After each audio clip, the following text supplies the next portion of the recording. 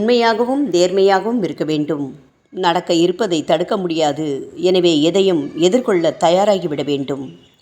வருகின்ற பலன் நன்மை தருமோ தீமை தருமோ தெரியாது. எது வந்தாலும் அதை மனம் கோணாமல் ஏற்க வேண்டும். இவற்றை இறைவன் வகுத்ததாக ஏற்றுக்கொள்ளவும் மீறி நடக்காமல் இருக்கவும் செய்ய வேண்டும். குளத்தில் பாசிகள் மூடியிருக்கும்போது உள்ளே இருப்பது என்ன என தெரியாது. பாசியை நீக்கினால் உள்ளே தரை மீன் என தெரியும்.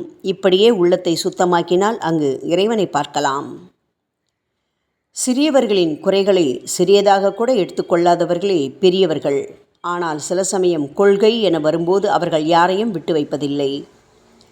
தனக்கு பிரம்மகத்தி தோஷம் இருப்பதாகவும் அதை தீர்க்க ஒரு பரிகாரம் சொல்லும்படியும் ஒரு ரிஷியின் ஆசிரமத்திற்கு சென்ற மன்னன் அங்கே ரிஷி இல்லாததால் அவரது மகனிடம் விஷயத்தை சொன்னான். சிறுவனோ 3 தரம் பகவான் நாமத்தை சொன்னால் உன் பாவம் நீங்கிவிடும் என்றான். சற்று நேரத்திற்குள் வந்த ரிஷிக்கு மகன் கூறிய விஷயம் தெரிந்ததும் கோபம் வந்தது. பகவான் நாமத்தை ஒரு தரம் சொன்னாலே பாபமானது போய்விடும் என்று இருக்க, நீ நம்பிக்கை இல்லாத காரணத்தால் 3 தரம் கூறச் சொன்னாய். இதனால் நீ சண்டாள பிறவி அடைவாயாக என சாபமிட்டு விட்டார்.